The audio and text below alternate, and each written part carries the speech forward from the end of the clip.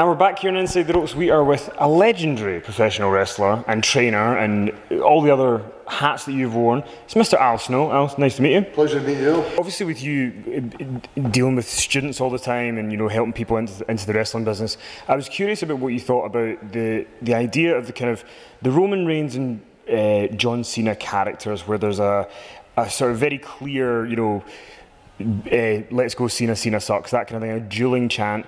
There's an argument on one side that, oh, it's good because they're making a reaction, but there's another side that would maybe say, oh, you know, it'd be great if they were, you know, fully committed in being a good guy or a bad guy. Where do you sit on that? Do you think that you can do shades of grey? You can't do shades of grey. You just can't. You can get the audience will react the way the audience reacts, but wrestling is the art of physical storytelling. So, that being the case, whether you tell a story via written word, you tell a story via film, you tell a story being acted out on stage, you tell a story being physically acted out in the ring, you need the following. You need an antagonist, which is a heel. No ifs, ands, or buts. You need that. Every other formula, every movie you go watch, every book you read, what do they have? They have an antagonist. You have to have a protagonist. You have to have a baby, somebody that you identify with, that you want to emulate, that you want to live vicariously through. This isn't me making this up. This also applies to wrestling. You have to have a context, a form, something, a challenge that both are trying to reach and compete, and the antagonist is trying to do everything they can to prevent the protagonist from achieving, so that you can want to see and go along with the ride to see if the protagonist, basically you, because you live vicariously through them, achieve that goal. Climb that mountain. Defeat the dragon. If that doesn't happen, then it doesn't work. So you have to have that you have to have it. Otherwise you're not telling a proper story. And I guess to follow up on that, with Roman Reigns, as an example, you know, that comes down to, again, both with John Cena, both with Roman Reigns, they did the same thing with The Rock when he first broke in. And that was, they turned on him. And they turned on him because the vocal minority were like, yeah, you're shoving him down our throat. So you know what we're going to do? We're basically going to show we're smarter than you, and we're going to refuse it, and we're going to hijack the show, and we're going to point out that we don't like him because you're just shoving him down our throat, and we can see he ain't ready. And then they stuck him away in the Nation of Domination, stuck The Rock away in the Nation of Domination until he flourished and grew out on his own and developed his own persona, and then everybody was behind him. John Cena didn't get that opportunity to be put into a group, and neither is Roman Reigns, and basically the vocal minority are doing the exact same thing with them. And that is, you don't tell us who to like, we decide who we like, because we know, and we know you're trying to shove these guys down our throats. And so now we're going to hijack the show, and which is going to lead the chants from everybody else. It's happened so much so that I'm sure you remember back in the day, and you have to look at this not in the wrestling bubble, like you're the average audience member, okay?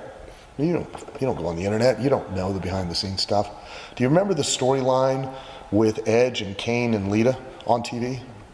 Now, if you're just the average person, you're Mr. and Mrs. Tesco. And the reason I point that out is because that's the largest portion of the population. You're just watching wrestling. You don't go on the internet. You go on the internet, but you don't go and check out websites that have behind the scenes information. So you're not privy to the fact that Matt Hardy and Lita had a real life relationship, and Lita cheated with Edge on Matt Hardy. And so there's a real love triangle going on between the three of them. All you know is that Edge and Lita are in a relationship. Kane, the monster, has kidnapped Lita and is forcing her to marry him. And Matt Hardy has not been in WWE for months. Am I right? And then every time Edge and Lita come out of the ring, the vocal minority lead the audience to chant for Matt Hardy. Again, I'm the average person. I have no idea why they're chanting for Matt Hardy. I don't know. All I know is the story I'm watching. Then all of a sudden, on the culmination of the story between Lita, Edge, and Kane, Kane is going to marry Lita. You're thinking, oh my God, here we go.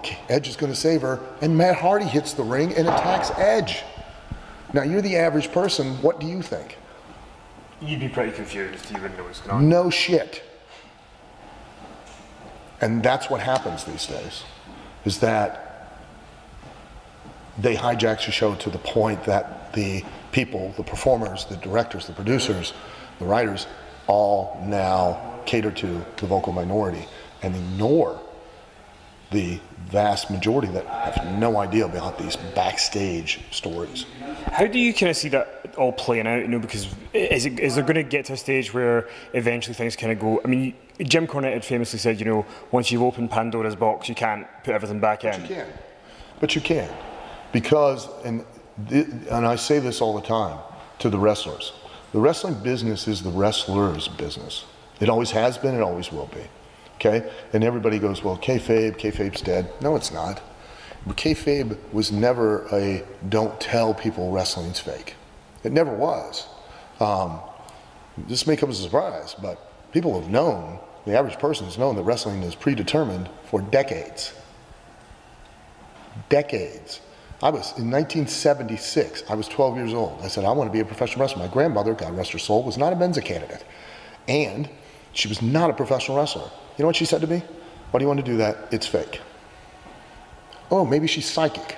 Maybe she was able to discern things that she wasn't never a part of. Everybody knew.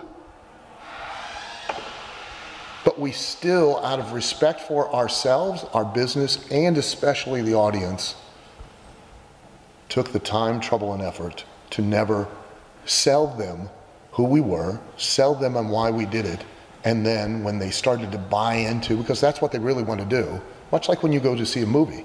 Producers spend millions of dollars producing movies. And that money, that budget, is all to make sure that while you're in that movie theater, nothing, absolutely nothing takes you out of that world while you're in it.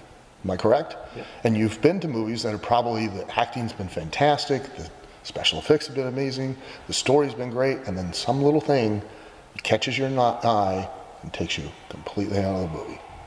So now, it's still a good movie, but is it as good as it could have been? No. Wrestling is no different. The only difference is that the performers have to do it 24 hours a day, because they're not playing a character, they're playing a persona, part of their actual personality with the volume turned way up. So now if I sell you on who I am, and I sell you on why I'm doing this, meaning I'm really a competitive prize fighter, I'm going out there to win, I'm going to beat this guy. You buy into it. And then you see on the internet that we're buddies. We hang out. I congratulate him on social media. I tell him, hey, it was so much fun wrestling you. Thank you so much. Do you feel stupid? You feel dumb? Do you feel like you paid and bought something and kind of got into it and then kind of got the rug jerked out from underneath you? And all it takes is for the wrestler himself, if he wants to do that and doesn't feel comfortable on social media in front of his friends and family and coworkers being the guy that he sold, make 2 accounts. Make one that only is accessible by his friends, family, and his coworkers, and be him. And then the other one, be who he sold. Do you ever see The Undertaker ever not be The Undertaker? Why? And why is he still successful? Because he's never stopped doing it. He doesn't have social media accounts. You know what I mean? Is there, when you're sort of, again, you know, working with newer people coming up in wrestling, is social media and kind of that kind of thing more of a thing that you need to focus on than before because of? Absolutely, it's a great tool. It's an ability you have. Performers have an ability to promote themselves and make themselves a brand on their own prior to ever getting into a wrestling promotion and being on TV. You know, everything that you do is a commercial to sell your product, and the product is you. Professional wrestling shows are not shows, they're commercials.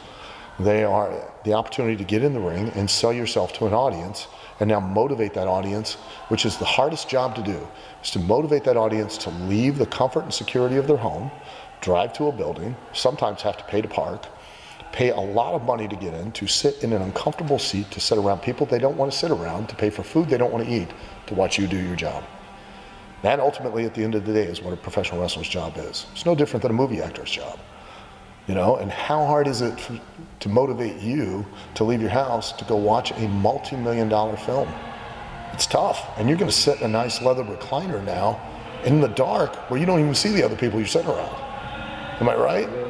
You're going to sit out in that seat that ain't comfortable. It's not a leather recliner for 2.5, 3 hours to pay to see a wrestler do his job. Now, I'm going to make it harder because I know what you paid to do. You paid to have a good time, sit in that seat and believe, even if it's, you know, everybody is, but you believe, even if it's just for the time you're at the show, that what you're seeing matters. It has a consequence. It has gravity. That these guys are really out there, no different than a big soccer match. They genuinely are really trying to win. But now when you get home, you just pull it up on the internet and see that we were just stringing you along.